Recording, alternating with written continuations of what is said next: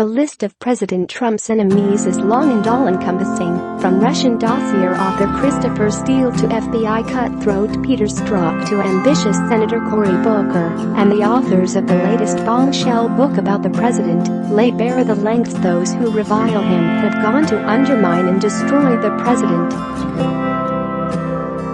In Trump's Enemies, How the Deep State is Undermining the Presidency, authors Corey Lewandowski, Trump's campaign manager, and Dave Bossie, deputy campaign manager and part of the transition team, detailed the profound arrogance of power-hungry reptiles who think that they're more important than the votes of more than 60 million people.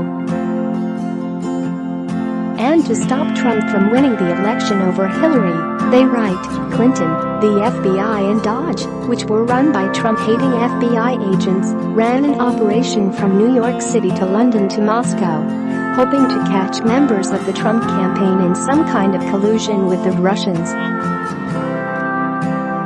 Few in the anti-Trump camp are spared in the author's condemnation of those who tried to thwart Trump's election to the presidency and denigrate his accomplishments, since including former President Obama.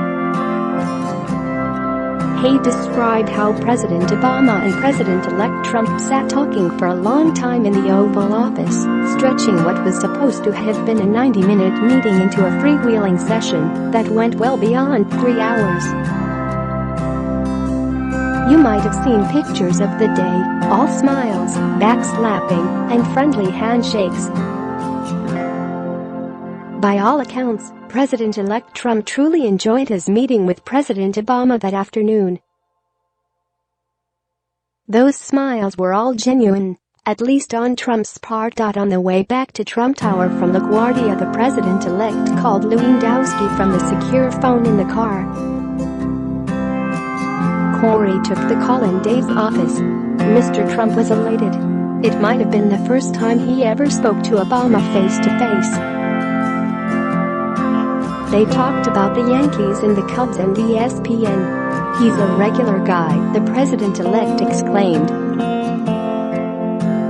Melania, too, had enjoyed the visit, having tea with Michelle Obama in the White House residence.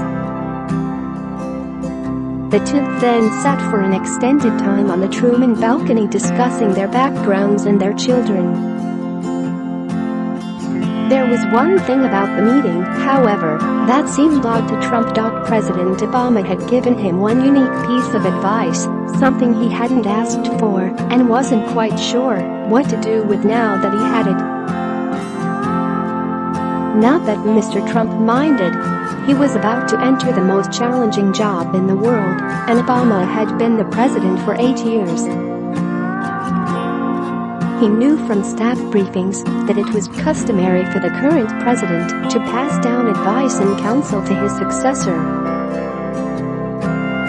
Obama offered this counsel: North Korea is your single biggest national security threat, and second, he said, don't let anyone influence you on who to hire or not. In light of these facts, the advice Obama had given Trump took us by surprise. Obama had prefaced the advice, more of a stern suggestion, really, by telling the boss that he should go with his gut when making decisions about his staff. Don't listen to anyone who tries to talk you out of hiring who you want, the president had said, according to Trump. He followed up that statement, however, with an odd turn, something much more specific. No more than a few minutes after providing that advice, Obama told Trump not to hire General Michael T. Flynn, one of the few people we were already seriously considering for a position in the administration. Only in looking back can we see how odd the suggestion was, especially considering what Obama had known about Flynn, write the authors. As President-elect Trump recalled his meeting with Obama that afternoon, we were tempted to think that Obama's aversion to Flynn was little more than a small annoyance, something he never should have said aloud, but that had no real consequence in the end. We even toyed with the notion that Obama had simply been trying to get into Trump's head, thinking he could put our administration on its heels early out of spite. Knowing what we know today, that might have been the case. But it also could have been something much more sinister. We have little doubt that Obama had let his intelligence agencies spiral out of control during his 8 years in office, even going so far as to either implicitly or explicitly allow them to conduct surveillance on citizens of the United States on domestic soil, and not just any citizens, but members of the Trump campaign. The people at the top of his government were more left-leaning than in any administration in history, and they obviously felt threatened by the incoming Trump administration, say Lewandowski and Bossie. For Obama's intelligence community, spy games like this were the rule, rather than the exception, they claim. Now that Flynn was slated to come in and take over as head of the National Security Council, he would have access to the most sensitive intelligence in the country. It's not unreasonable to assume that Obama knew Flynn could expose some of the misconduct in which his intelligence agencies had engaged, particularly when it came to the abuse of surveillance practices. He certainly knew that Flynn could do some damage to the permanent power structures of his intelligence agencies and shake up the bureaucracy he had helped to grow. Obama probably figured that, if he could convince Trump in a private meeting, the details of which were never supposed to leak, not to hire Flynn in the first place, the chances of his illegal spying on American citizens ever coming to light would decrease dramatically.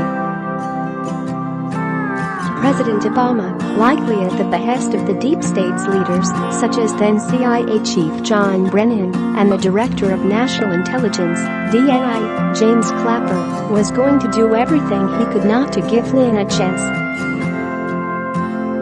President-elect Trump was ready to take over the White House with a collaborative spirit, retaining as many nonpartisan staffers as he could, and cutting back on the insults to liberals on Twitter. The authors say it was neither Clapper nor Brennan who changed the course of history. That person was the man who in one short meeting would set in motion a conspiracy that would seek to cause critical damage to the presidency, James Comey. For it was Comey who delivered the damning dossier concocted by Christopher Steele to the president-elect.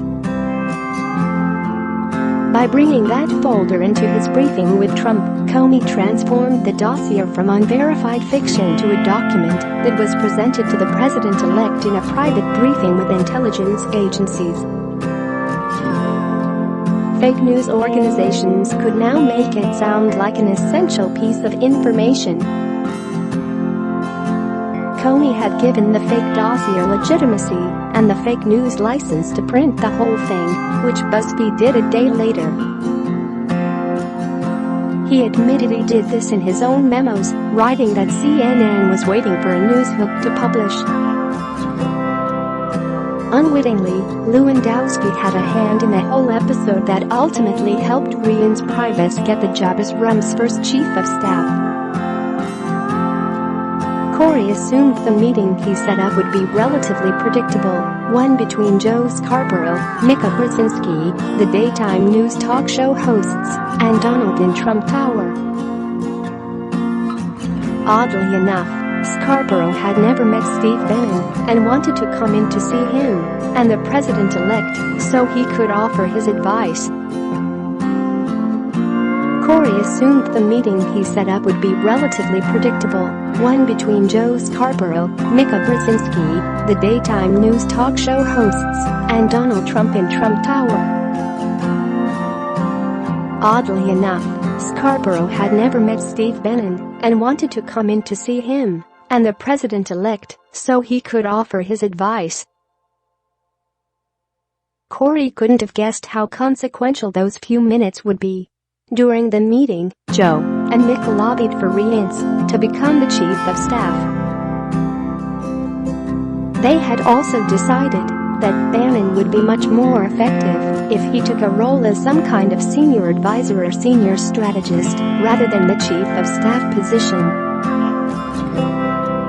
We were as surprised as anyone that Steve was even willing to listen to their advice, given his avowed hatred for anyone who makes their living by being on television between the hours of 6 o'clock and noon on weekday mornings. These were the people he would usually refer to as limousine liberals or simply the establishment. For Steve, having the approval of those media types was about as meaningful as a participation trophy.